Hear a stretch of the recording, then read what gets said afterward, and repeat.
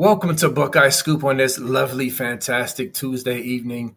Hope everyone is doing well. Like the intro said, please, if you have not already subscribed, click that subscribe button. It takes a half a second. And also, those in the chat, what's up, y'all? What's up, everybody? If you haven't liked the video, like the video now. Please do that. Hope everyone's doing well. Listen, July, middle of the off season. But guess what? Around the corner, we got football coming up. And so you're going to blink and we're going to be talking about fall camp nuggets and stuff like that. But also, make sure, just a reminder, our super chats go to our pay it forward for our first responders, military people. We like to help, give back for those who, basically give their lives on the front line for us. So that goes to help pay for memberships and get them, into the Buckeye Scoop family for, no charge. So just a reminder for the super chats. But let me bring my good brother Nevada Buck in. Nevada, what is up, man? That's a great day. That was a fun show we had last night. I don't know. It I don't know. was. I don't know how much fun you had, but I had a lot of fun with the show. Uh, the bold predictions for 2025. We were bold. We got a lot of pushback on it. We got a lot of interaction on it. Got a lot of good feedback on it. But that was a fun show. That was a fun show. So I was really looking forward all day to getting on here with you on today and kicking it. So yeah, a lot of fun last night, and looking forward to tonight's show. I definitely agree. And listen, we have to make sure, let's make a promise to ourselves because yesterday we told y'all we did not compare notes. I did not know Nevada's bold predictions, and he did not know mine. And I thought that made it a better show because my reactions were real. I did not know he was going to come out swinging with that tight end with 100 receptions. Yeah, That was yeah. crazy. Yeah, And well, I mean, hey, two guys at the Heisman ceremony, like people were that like, too. that, That too. that's not going to happen. But I was glad you did the research because I didn't even know that had ever happened before. But you're Yeah. like, hey, it only happened 3 years or 4 years ago. And I'm like, yeah, Mac Jones. If Mac Jones can make it, why can't Julian Sain make it? That's fair. That's a fair point. And we got some reactions on the scoop board and also the YouTube video comments. I don't know if you ever read those, but there were some people who were like, some pushback, some debate, which is cool, which is what we encourage. But definitely a fun show, man. So absolutely looking forward to today. So with that said, we're going to talk about Ohio State's NIL approach. Is it changing? It's a lot of talk about NIL and how we should go about it, how Ohio State should go about it. And then, of course, we're going to get into some recruiting talk as well. But Nevada, I wanted to roll it out for you, man. And I wanted your thoughts on the NIL approach for Ohio State. Do you see them shifting with what they see out there and changing? And what's your take on that? Because I definitely got some thoughts. Well, look, I think that you've got to look at NIL in terms of two ways. One is kind of the pre-July 1st NIL stuff, and which was kind of the uncapped Wild West front-loaded types of deals, and then post July 1st, new reality of NIL where you're operating basically under salary cap constraints, and I think for people. And this took kind of retraining of my brain as well, because when NIL first started, I hated NIL, hated it. And from a topic standpoint, when we talk about NIL, people would tune out, and it was just like it wasn't a pleasant thing because I think it reminded people about how college football's changing. And I think a lot of people, love college football for all the pure reasons, the band and the tradition and playing for the home school and recruiting and all the great things that come with college football. And they don't like the professionalization of college football. And that's where I'm at. I'm an old head. I like college football more than I do the NFL, more than I like any other sport in the world. I love college football, but what changed it for me was when last year, when all those guys came back, when I got to see all those guys come back for a fourth year, when I would have never got to see, when I think back on previous years of guys that we got robbed from seeing one more time. And last year we got to see it. We got to see Jordan Hancock and Denzel Burke and Jack and JT and Travion. You know what I'm saying? We got to see all these guys come back, and that would have never happened without NIL. That would have Yeah. never happened with NIL. And let alone the guys that we get in the transfer portal and the other things that we get, that's a different thing. But I think the idea that we're going to get to see guys play more college football, more games in the Ohio State jersey, that's the way that I'm looking at NIL right now. And for me, it's been kind of a change in my attitude about NIL to begin with. But I think it's the reality. I think the reality is you're going to see more guys. Look, you just saw a thing in hockey. I don't know how close you follow hockey, but like the number one prospect in the NHL draft just committed to play hockey at Penn State. Now he wouldn't have ever done that without NIL.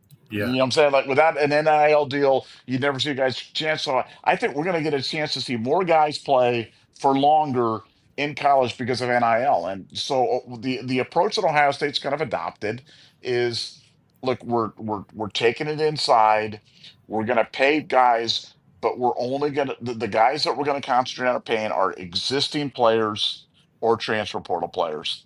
And for unproven, untested, the Felix Ojos of the world, the David Sanders of the world, the guys that are, I mean, Felix, they're saying that Felix Ojo got $5 million from Texas Tech to go there.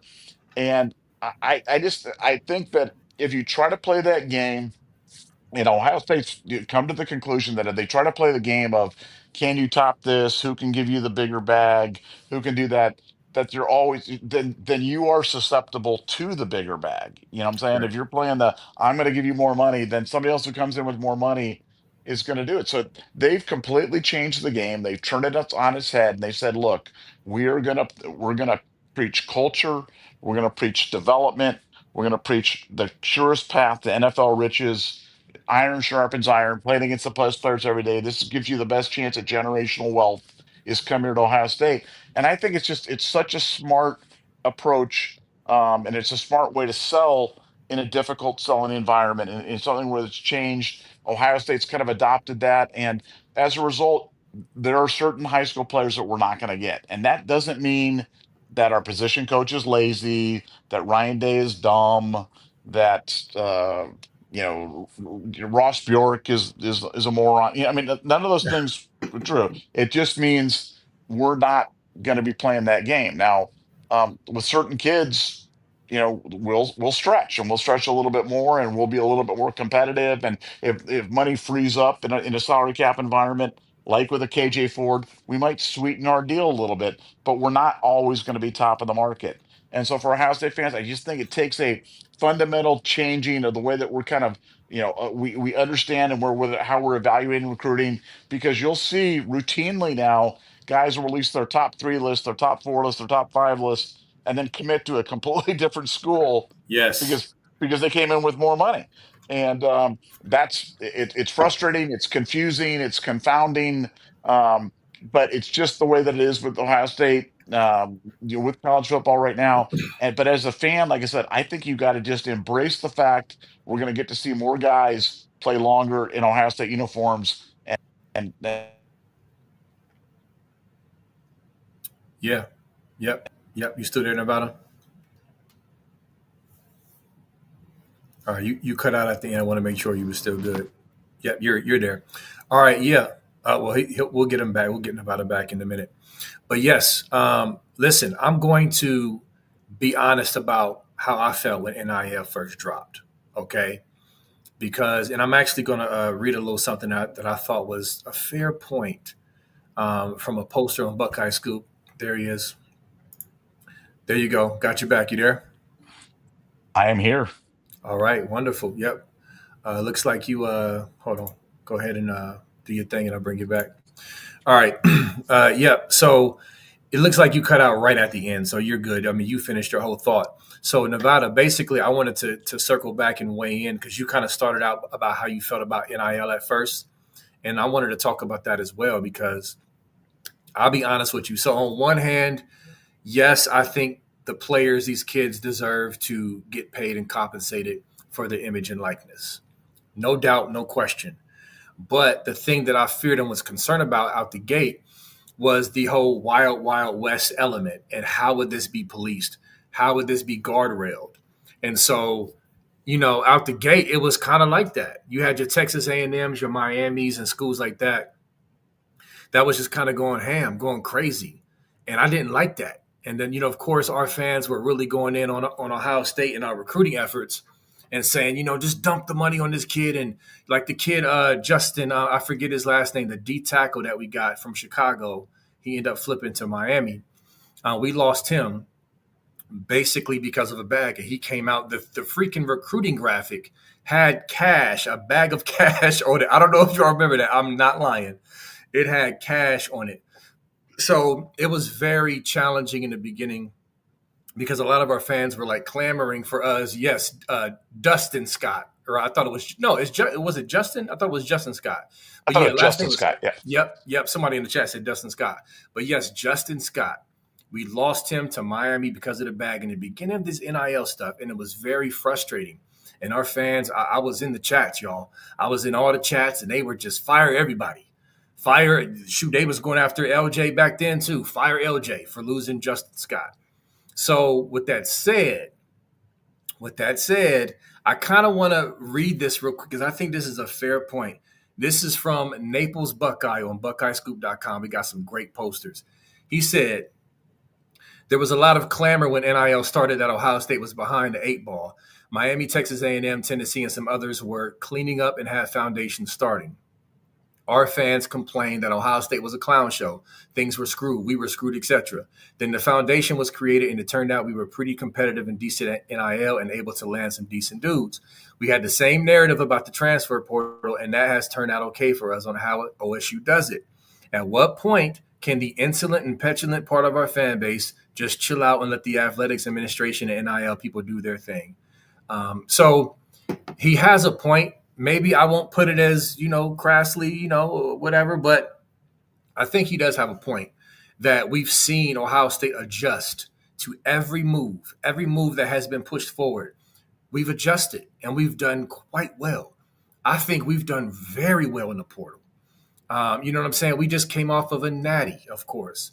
And so, yes, going back to what Nevada was saying, I think it's a mindset change for fans.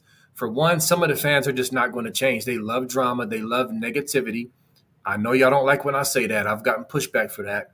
But too many fans love to complain and focus on the perceived negative. So that's not going to change. But in this new NIL recruiting world, and knowing kind of what's coming down the pike with this settlement and the changes in the landscape and the caps and the clearinghouses, Ohio State is trying to play this with wisdom, and they're stepping back and saying, listen, this is how we're going to do things, because I believe they know that when the dust settles and some of these kids are being overpaid, it's not going to work out for these schools. And we'll be sitting here with a culture over currency type of environment. Shout out to Dad from the Buckeye Boys. That's his hashtag, culture over currency. And we've been sustaining through all these changes. So why flip out now and just try to, roll with the Joneses or keep up with the Joneses? We're going to stick with our plan and this culture, which is culture driven. We're going to play. We're going to pay the guys like J.J. Smith who deserve to be paid out the gate, and we're going to have our own board. And if this kid wants too much money, listen, here's the other thing, and I'll wrap it up. It's not that we're not even being competitive. Like, from the information that we get, Ohio State is being competitive. They're upping offers and for certain kids. They're but at some point, it's like, okay, that's beyond what we're willing to do. And we have a criteria and a board and an aim and a culture, and this is what we're going to do. So, I mean, at the end of the day, based off of what Naples Buckeye said, based off what we've seen, I'm choosing to trust the staff based off their track record, especially a recent track record, and that's how I feel about that, Nevada. Well, it's funny because I have not always trusted the staff and the administration at Ohio State, and I've been very vocal about that. Yeah, I was not a fan of Gene Smith. Some of the presidents at Ohio State, I absolutely, Karen Holbrook, Michael Drake, some of these guys, I didn't feel like they understood athletics. I didn't feel like they supported football. But what I can say, what makes me, gives me great comfort when I put my head down on the pillow is that you know, Ted Carter and Ross Bjork get it. Those guys completely, 100%, unequivocally support the football program. So yeah, they've got the donors on speed dial. They've got Ryan Day fully equipped with the full resources and support and love of the athletic department and of the university as a whole. So it really does make me feel good about the state of Ohio State football. So this isn't just blind faith. This isn't just, for me, faith is earned, and I don't just hand it out to anybody. But man, I have never felt better about the hands that Ohio State is in. And I'm talking about the whole thing.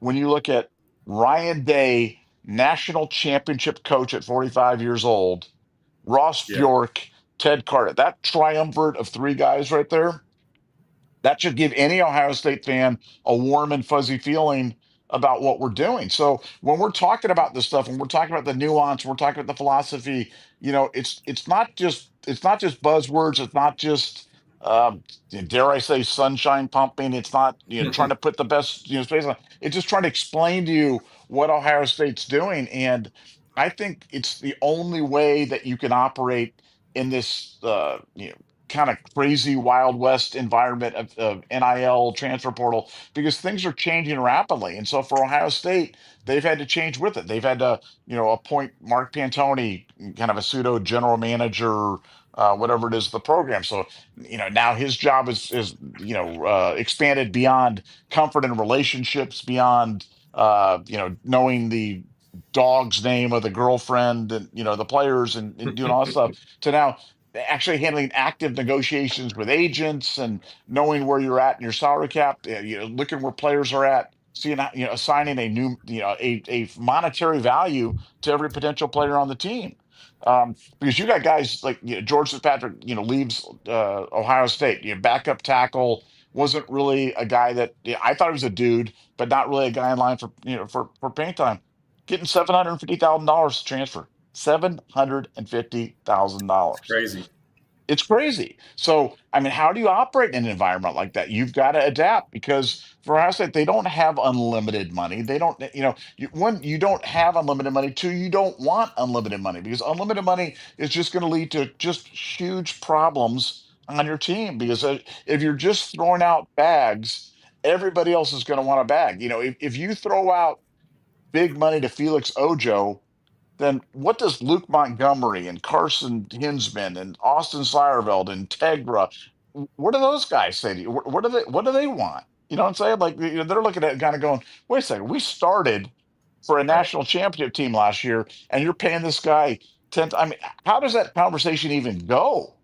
It just, it's for me, it's a non-starter. It's something that's impossible to navigate. And I think for Ohio State, um, they're doing the best that they can, but they're not, we've figured out the transfer portal, we figured out NIL, we're now figuring out this salary cap here, but we've got good people doing it. And so, part of our objective on the show is to make you the smartest, most educated fan, so that when you're sitting with your fan group or your family or the other people that you talk to, that you know more about Ohio State football and you're smarter than everybody else, because we're giving you the inside stuff. This is the inside baseball. The inside baseball is, they are emphasizing culture over cash. They are emphasizing development, over getting just the big bag. And I think for Ohio State, it works for them. It's why they're getting it, but it also selects the right kind of kids. When you do Yes. that, you get the Caden Dixon Wyatts and the JJ Smith. I've said this story before, but JJ Smith was ready to sign with Ohio State and didn't even have the parameters of his NIL deal signed out. That's how unimportant it was to JJ Smith. The bag was way down the list on the reasons for JJ Smith picking a college. Those are the kids you want. And for the kids that are just wanting to talk about that, something, not a good cultural fit. Let them go somewhere else. In football, there are thousands and tens of thousands of kids playing football across the country. All you need is the right 20. You don't need to get everyone, and not every kid's the right fit for Ohio State. You could go out there and say, well, here's the top 20 kids, by position across the country. But if they're not the right cultural fit, we don't want them. I don't care how highly ranked they are.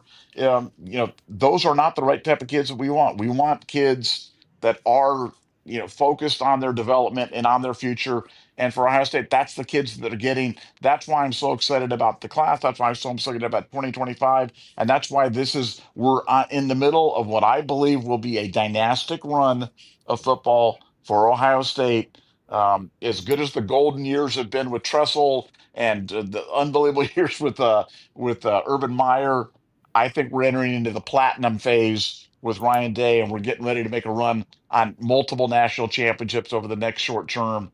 And but a lot, it's going to come down to culture and getting the right kids, and that's what they're doing. Yeah, I agree.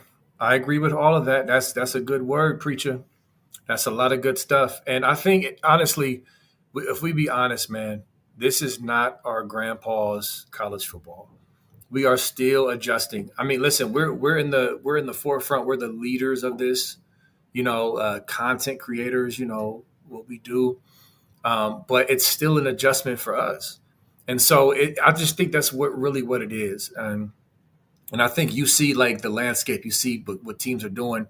I mean, like, listen, for example, my homie Jim Jackson, he made a post. He said, "I get it, but it's so frustrating to see these big time guys go elsewhere, and we don't know when the NCAA is going to get a handle on colleges throwing money like they're at Magic City."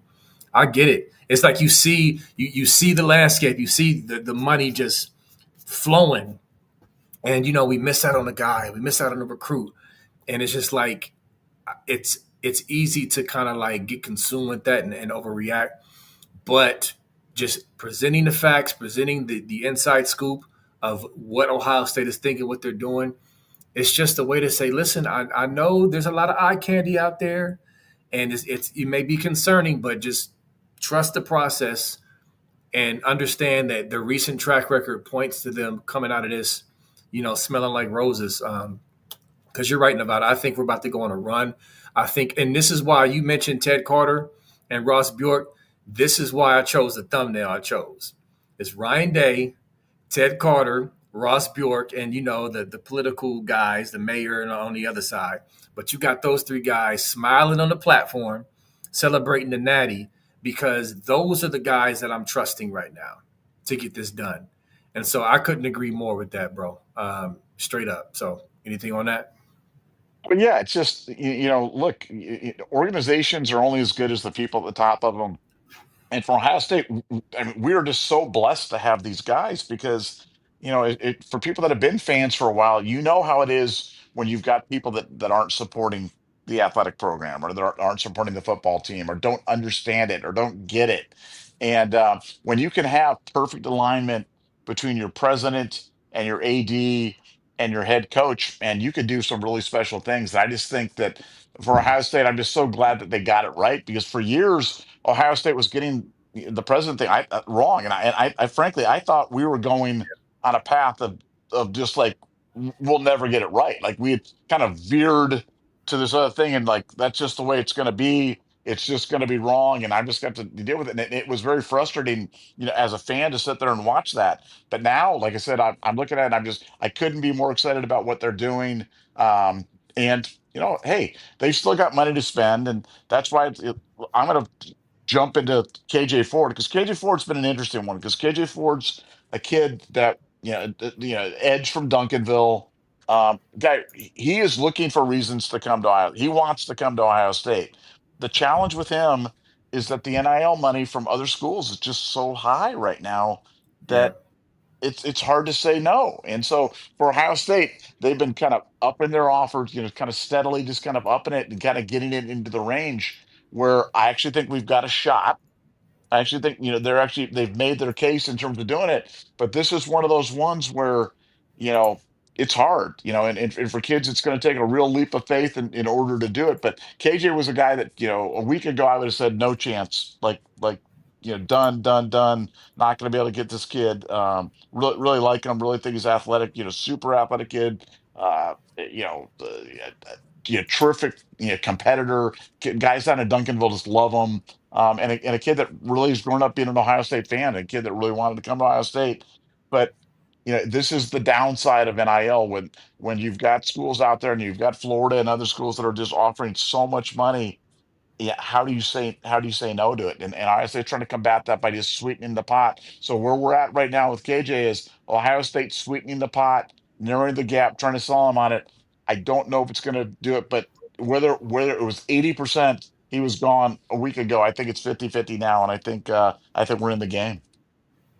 Yeah, definitely. And I threw his film on you. He's a terror. He's a werewolf off the edge. If you look at what he's doing, I mean, he's just bad intentions, water boy type bad intentions. But yes, I do. I like that we are sweetening the pot. Like I said, y'all, it's not that we're just like, hey, we're not negotiating or competing at all. We absolutely are. But like for example, Corey Wilder. I'm not trading him for anyone right now. Like look what he does on the field, and then look what he's been doing on the camp circuit, just dominating. I mean, he's a really really good prospect, a good culture fit. He wasn't super. I need the bag, highest bidder, and so I'm hoping KJ Ford really sees the vision and kind of goes to a similar route. I think he'll be a great fit here. And so yeah, I mean that's what's happening. But I really really like Ford a lot, man. And I know, and like Nevada said, he likes the Buckeye. He loves Larry Johnson. It's going to come down to, is it going to be more money out up front, or are you going to buy into the culture of Ohio State? You still going to get paid, but the ceiling and possibilities that are much greater, in our opinion. We feel like we got receipts to back it up here in Columbus as a city, as a program being developed, everything that comes with an Ohio State alumni, all of that, and that's what these kids that we've gotten to commit have bought into. And so, and real quick, talking about other recruits, just a quick side note. You mentioned Ojo earlier. So if you have been reading up on Sam Greer, he is looking at possibly getting his fifth star. That's the old tackle that we got. He's a basketball player as well, physical dude, nasty physical guy, and we didn't have to drop 5 million on him to get him. And I'll take him over Ojo today, yesterday, and tomorrow. I'm not dissing Ojo; he's a good prospect. I'm saying those are the type of guys we're going after that may not have the flashy ranking out, at least off the bat, but this kid is making serious noise with his size and speed and his abilities. And he's a Buckeye, and he's a culture fit. So that's what Ohio State is going for. So, listen, if we felt like Nevada said, he didn't always trust this process. If we felt like, man, this garbage right now, administration is not really on it like that, then we would tell you. You know what I'm saying? So that's just it. So, you got anything on that, Nevada? Well, I mean, Sam Greer's, yeah, case in point. I mean, you know how much I love Ohio offensive linemen. Yes. Yeah, I've been saying for years, I would if all you took was offensive linemen from Ohio, the top four in Ohio every year, I'd be fine by that and live with the consequences. We miss on some great guys out of state, but I'd live with that because big nasty kids from the state of Ohio.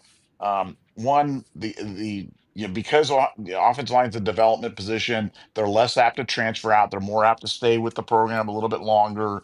Trust the process, do the little things.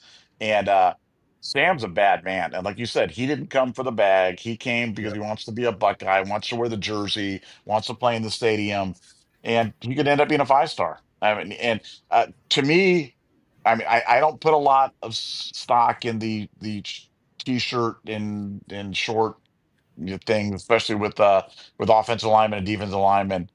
But I'll take Sam Greer over Felix Ojo all the time. I mean, there is in my book, there's no comparison. There's like, and I'm just basing it on watching these guys play football, like watching them in real live games with helmets and pads and doing their thing. I just think I never understood how Sam wasn't considered among the top offensive linemen in the country. I just think he's just got everything you want. I do love just a guilty pleasure of mine. I do love basketball. I love football players that play basketball. I think it increases their footwork. I just think they're a little more nimble and quick and light on their feet. And Sam's just I mean, he's again long arms, strong as an ox, nasty disposition, and a great easy mover out there on the field. So now I'm super excited about him. And like you said, those are the kids that you're looking for. We don't need 50 every year. We just need 12, and that's one or 20 rather, and that's 1/20th of it. There, that's 5% of your class right there in Sam Greer. And man, I couldn't be more excited, to have a guy like that and let Felix Ojo go to Texas Tech and get $5 million or whatever. I just do not know how that works. I have every time that schools have tried to do it, A&M famously tried to do it with the greatest recruiting class of all time, paid everybody all the time.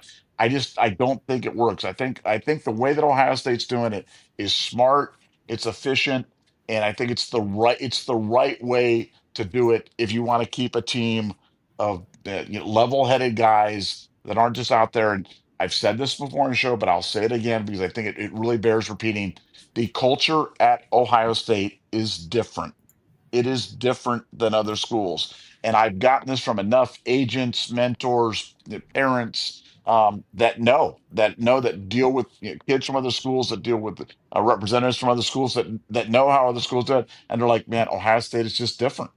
And sometimes different isn't good, but in this case, it's great. It's a differentiating factor. And for me, I think it's the reason why we're so successful and we're able to get as many guys back last year as we did. And ultimately, I think it was culture that was able to pull the team together, post Michigan game, go on that incredible 4 game run and win a national championship. I think culture carried the day at that day, and that's why you have to have it. Yep, I agree. And with even with the Felix Ojo, I was talking to Funky and the Buckeye boys, and just with these deals, some of these deals, like I heard a quote about he'll get the 5 mil if it's the wild wild west. Like basically, when the dust settles, this is what you'll get. But if not, it's like the basic 750K type deal. So even that, some of these we've seen. How many times have we seen kids want to leave, transfer out, portal out, or refuse to even? There's been a few times where they refuse to even play because they were promised something up front but didn't get it when they got to campus. So it's just a lot of this is just unstable. It's not on stable ground. And listen, I get it, man. I get it, but we gotta trust what we're doing because I'm personally I'm not feeling just dumping bags and bags of cash on every prospect. It's just not sustainable. And like Nevada said, the key thing is he keeps bringing this up. Try coming into the locker room with veteran players who have already played meaningful college snaps and have lifted trophies, getting paid less than some snot nosed kid who hasn't played a snap. That's culture, and so we're just trying to kind of bring things around, for y'all because I know it's kind of tough right now in these social media streets dealing with these recruiting sites and stuff like that. Well, So yeah, yeah, but you make a good point though about the funny money. I mean, there's more funny money being thrown around right now, and you're seeing it with schools where they promise kids stuff and they're not delivering, and that's been a big problem, man. Like I said, yeah, I hear that all the time in terms of, well, they promised me this, or I thought I was getting this, and it didn't turn out to be that. And man, I'm telling you, there is nothing worse in the world in any like I've been part of organizations. Business organizations, sports organizations, different sports. And if you have people that are malcontents, people that are unhappy to be there for whatever reason, because they feel they were lied to, because they feel that that promises were made, or things that were extended that weren't followed through on, there's nothing more destructive than that, man. They talk about bad apples in the barrel and spoiling the whole bunch. That is such a truism. And so that's the other side of this thing is that, a lot of kids get promised things and then, you know, they're not delivered. And like I said, it can be big. I mean, there was that one kid, the quarterback, I can't remember his name, he was on his like third or fourth school, and he thought he was like promised $14 million from Florida or whatever it was, and went to Arizona State. But I mean, or it can be little things. I mean, it doesn't have to be millions of dollars. It can be, hey, I thought I was getting this and it didn't happen. But man, when that happens, man, it's terrible for a team. And so I just laugh when I see these other schools kind of, doing this, because my first question always is, how real's the money? And right. two, yeah, if that's if that's all you're about, man, if that's all you're about, if you're a mercenary and you're just about the money and that's the only reason you're making a decision, I just think that it leads to bad outcomes. Would recruit people to businesses and stuff outside of sports. And if a person was coming just because I was offering them more money, man, it was always a red flag for me. I always wanted it to be a lifestyle change, a cultural change, something that they wanted to be a part of something bigger than themselves, or some other motive, intrinsic motivation other than just money. Because I think money's great, and we all count it and we all need it and we do it. But man, if it's the only thing driving your decisions, I just think that's kind of an empty vessel to me, and I don't think that's any way to live. But that's just my opinion. Yeah, and Ryan Day even said it. I mean, he said it. Now he got backlash about it. People really took him out of context, or just try to mix his words up. But he said it. He said, if your number one thing on your list is NIL, then we're not the right fit. He didn't say he's not going to, be competitive with NIL. He said, if that's your number one thing. I mean, that you talk about drawing the line in the sand. You know what I'm saying? Like, I guess to me, there's something to not compromising your standard and your culture. I think there's something integral and powerful about that, especially coming off of a natty.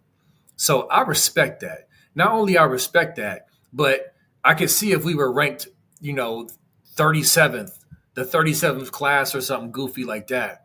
I could see, but we're a top 10 class right now, and we're going to be adding more guys, more high rank guys. So a part of it is like, what are we talking about here? I know we want all the 5 stars, but I think the complaining, some of it is just it's just a little over the top. And so just trying to bring some perspective and balance. We're going to get ours, y'all. We got what is it, July? You know, there's a lot of recruiting to be had, I should say. Then Buckeye Boys brought up Epi K the other day. I don't know if y'all remember him. Really, really good prospect, but he was a guy we picked up late. Picked up late, great culture fit. And so just know that not only are there guys that are going to be in the hopper that will be announcing in the coming weeks that I believe we're going to get, or we're really, really in a sweet spot to get. There's still going to be guys on our board, not 247's board, not Rivals board, not on three's board, but our board that we see as really, really good prospects that we are going to obtain. So just a reminder, I get it. I just know the recruiting stuff. I'm a big recruiting guy. I've followed recruiting for years. I get it. I understand it, the angst. But man, Nevada, it's been too much consistency with recruiting from Ohio State and development that it's just hard for me. Because a part of me, let me be honest with you, Nevada, a part of me is just like, man, am I not taking this seriously? Why am I not freaking out like they are? Like, am I just like tripping? But no, I'm just leaning on the track record, man. That's it, right? Well, look, I just think, yeah, let's just take inventory of where we're at. We're the defending national champions, coming off a season where we had the most players ever drafted in the history of Ohio State. We're preseason number one in the 2025. You know what I'm saying? I mean, like guys, we can't worry about any recruits. And I think, look, for the most part, I think our fan base has been pretty good. I think 99% of our fan base is good. I think it's the 1% that yells and screams and is Yeah. on social media and does the stuff like so. In fair, let's just be fair.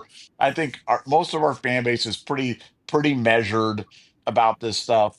Um, but no, look, I think we're doing unbelievable. I think we are using the transfer portal incredibly well. I think we're using NIL incredibly responsibly. I think we've got a staff now. I mean, as much as I was a Jim Knowles fanboy, and I was, man, I had Jim Knowles t-shirts You, and jammies you and the whole were. thing, man. I was Jim Knowles fan club member. Um, Matt Patricia's a better recruiter. Just from a recruiting standpoint, Matt enjoys recruiting more than Jim Knowles did. And Yeah. James Laurinaitis is now better recruiting in his second year than he was in his first year. And Brian Hartline is still a warlock. And Coach OG Walt is unbelievable. And Keenan Bale's good. I mean, like you just go down the list and it's like we have a bunch of killers on recruiting. Um, so I love our class. I love what we're doing. I love everything about the way that Ohio State's approaching this right now. And if I didn't like I said, I would be the first one. Yeah, when we first started NIL, I didn't think we had our stuff together on NIL. When we were doing the stuff with the 1870 Foundation and some of that, I called. I mean, remember, I threw the flags at the time. I'm like, guys, we're in trouble because Gene Smith just named them the collective for football, and they can't raise money, and that's a problem. Yeah. And that wasn't me just being Mr. Mean or anything like that. That was just like I knew the people involved. I saw the thing, and I'm like, this is problematic. This is going to lead thing. And what ended up happening? We went to the foundation. Brian Shaughnessy and those guys took a lot of grief because sometimes he does goofy things. But you know what? Those guys raise money. Those guys raise money and deliver things in terms of doing it, and we figured it out. And Ohio State figured it out. So I'll call balls and strikes fairly. If it's bad, man, I'll be the first one to throw a flag and yell and say we got a problem. I'm telling you, from a recruiting standpoint, from a staff standpoint, from an NIL standpoint, from a transfer portal standpoint, from a cultural standpoint, we got it going on right now. A plus, in my opinion. I think we're doing as well as you could possibly do in this environment without, I think about like, would I want if Ohio State had a Larry Ellison you goosing money into Ohio State, would that make it better or worse for Ohio State? And there's part of me, I really go back and forth on this because there's part of me that thinks it might be worse. I think that the pressures from an outside donor like that might be like, would I want to go out and pay like they paid, they're Underwood, would I want to go out and pay some high school kid $10 million or $12 million to be the next quarterback at Ohio State? I don't. I don't, I don't, because they're going to want to see him on the field, the expectations. And also, you're the $10 million man now. You're walking around and you haven't done a damn thing. And you're the $10 Right. million man going around Ohio State. I don't think we want that. So I think in a lot of ways, the way that it's just kind of evolved for Ohio State, I think it's the right way. And I think that Ohio State's getting it and doing it the right way. And I think we're going to avoid a lot of the heartache that these other schools are going to go through, and they're going to learn the hard way that just throwing the bag ain't the way to build a team. I agree. I agree, man. I agree. And listen, give me Tavion St. Clair over Underwood any day. Any day. For a few reasons. Number one, let's not pretend because you mentioned paying a kid 10 million. So this is classic NIL. Now Michigan fans and media can pretend like Underwood, just was sleeping in Michigan snuggies during his recruitment and was just secretly in love with Michigan while he was with LSU. We know that's not the case. There was two accounts where he verbally, like, basically dissed Michigan and said they didn't develop, was the last time they developed a quarterback. I mean, this is on record. So dropping the bag on EJ Underwood is what brought him to Michigan. So fine, okay, you got your guy, you're willing to pay him that much, that's on you. But we're talking about a culture fit and somebody who wants to be there and mercenary. Okay, let this hammer drop. Let calamity hit them to where you can go out the window. I wouldn't be. I'm not going to be surprised at all if Underwood leaves. But let's just take the hammer out of it. I wouldn't be surprised if he left if things didn't go well in general because of how he was obtained. Like Tavion St. Clair to me is a better prospect. He is the better NFL prospect than Underwood. Both really good prospects. I'm not saying Underwood is trash just because he plays for Michigan. He's a really good prospect. But I'm taking Tavion St. Clair. And not just because of his talent, but Ohio born and raised, loves Ohio State. He's not bag first. And so those are the kids we are getting. Just as talented, if not more, but a culture fit. And is it going to be hard to, find those kids? Yes, but it's going to be worth it. And I say so far, we have been doing a really, really good job of that. So would you agree with that take? I mean, I think it's obvious. You agree. You'll take a kid like Tavion St. Clair over Underwood, right, Nevada? Or am I tripping? Well, I no, I like the way you refer to him as EJ Underwood, the old Ohio State Did I commit say when his EJ name. Underwood? You're showing your age, man. You're showing your age. I'm like EJ Underwood, man. All right, there we go. No, that's That's funny. yeah, no. Watching Bryce, don't call him EJ Underwood, play in the spring game for Michigan. Uh, I mean, like I said, spring games is that the end all be all? No, Justin Fields was terrible in the spring game and went on to be unbelievable, and great quarterback, great NFL quarterback. Um, but there's nothing about Bryce Underwood's game in the Michigan spring game that's screaming going to be a great player. You're college ready right now. So Yeah. I mean, good luck with that one, man. I'm telling you, he's a work in prospect, for sure. But I don't know. Your point's spot on. When you come because of I mean, he was dissing Michigan. He was like actively Yeah. dissing Michigan, and then all of a sudden it all changes, and it's like you're like dissing a program, and they're like, oh no, no, no, now I want to be there. Now I'm all maize and blue. I mean, that's embarrassing. And I wouldn't want. I would not want to. I'm telling you, I don't care how talented a kid was. If a kid was dissing Ohio State, like saying that, would you want him as a Buckeye? Not me. No. There's enough kids that want to be here, man. And like you said, Batavian St. Clair, will I take an Ohio kid? Will I take? I mean, yeah, all day, every day. 5-star, Elite 11 guy. I mean, I'll take him all day, every day, and I'll live with it. Whatever we get, we get, and I'll win or lose. But I want those kids, and that's why I've always had a soft spot for Ohio kids. And I know we've gotten away a little bit from it, but I look at some of the best classes in Ohio State history, that the famous 2002 class, that they brought in, and how many of those kids were from Ohio? It was like 75%, 80% Ohio. All. And I know that's not the way to only recruit in this. When you've gone national, and we've had so many great players from out of state, but man, I'll always have a special place in my heart for kids from the state of Ohio that are playing for the Buckeyes. To me, that there's nothing more pure than that, and that's part of the reason why I love Ohio State football. Absolutely. And I feel the same. I mean, there's a balance. Yes, you want to recruit nationally, and we will. That's where you get the Jeremiah Smiths and the Caleb Downs and the Bukas and all that. But boy, having a foundation, a nucleus of Ohio kids, yeah, tough, gritty, who know this rivalry, who know this culture, you got to have it. And so, yeah, and it's just funny as a side note, as we come up on closing here. I just want to say it's funny. We talk about NIL and and all this other stuff. It's funny that Michigan fans really, really, put Ohio State to task for bought not built and our $20 million roster or whatever, but they're willing to pay over 10 million for one kid who hasn't played a snap. Not only that, now with the NIL, they're just throwing bags out. So it's just funny how things have changed.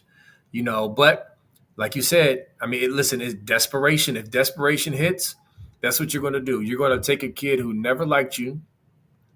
It's like the guy trying to get with the girl who always dissed him, and then he pulls up in a luxury vehicle and offers her these things, and then she goes with him. Do you really trust her to be loyal and faithful and actually be down for you? It's just like it's the same concept. It's like, no, I'm good. I don't want that. We can go another route, get a kid equally talented, if not better, who really wants to be here and really, really buys into the culture.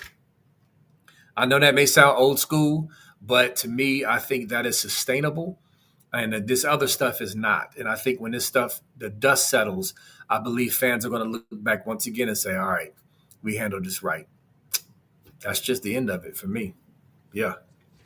Yeah, no, I think it's well said, and I think for Ohio State, look, um, you, we're getting the right kind of kids. That are certainly working, and I guess the only thing I want to say to people is, if we don't get a player, I am telling you, it's not because our Ohio State staff isn't recruiting them hard. They are, and I'm not saying we're perfect in every recruitment, and that I've had some recruitments over the years that have been absolute head scratchers, and things I don't understand and stuff. But in generally, the Ohio State guys they're putting in the work. Pantoni's a great GM, and those guys do a good job in terms of really keeping guys accountable, keeping the assistant coaches accountable. Ohio State's got a huge staff, got a huge recruiting budget, so they're working, they're doing it. The proof's in the pudding. We're going to deliver another top 5 class this year, and then we'll deliver another top class for the transfer portal on top of that, which is really just an extension of recruiting, and the train will keep rolling down the track. Yes, it will. And the Buckeye train is going to be rolling down the track very soon with fall camp coming up. Remember, Big Ten Media Days is in a couple weeks. We got three fantastic representatives. We got Jeremiah Smith, Caleb Downs, and we got Sonny Styles. Those are the three. That's a nice lineup, man. And I'm saying that as well because it's a representation of Ohio State, such excellent young men and an excellent culture. And all of that stuff recruits as well. It's kind of hard to say no when you're looking at a Caleb Downs and a Jeremiah Smith repping Ohio State and a Sonny Styles. So yeah, we good, y'all. The point is we good, man. Yes, it's tough to lose recruits you want. I get it. We love recruiting. My boy Jim Jackson said I'm addicted to recruiting. I just pictured you like like oh, I'm addicted. I mean, I get it. It's fun. Recruiting can be really really fun, but there's also perspective, and that's just what we're trying to offer. But also just clinging to the positive, man. I'm excited. I'm excited about this season. I'm excited about these kids that are going to step up and make plays this year. And so, yeah, coming soon. So we're going to see y'all again tomorrow. Nevada, did you have anything else to say before we signed off? No, just yeah, we'll see you guys all tomorrow. We just appreciate you guys so much being here and hanging out with us and come to show. This is like it's the best part of my day every day, and I'm really enjoying this format with B and kind of shooting it, and we'll do it, and we'll keep bringing you some more inside information. We'll have it tomorrow night. Absolutely. Appreciate you, brother. We will see y'all tomorrow on Wednesday. And go Bucks and peace, Scoop family. Like this video as well. All right.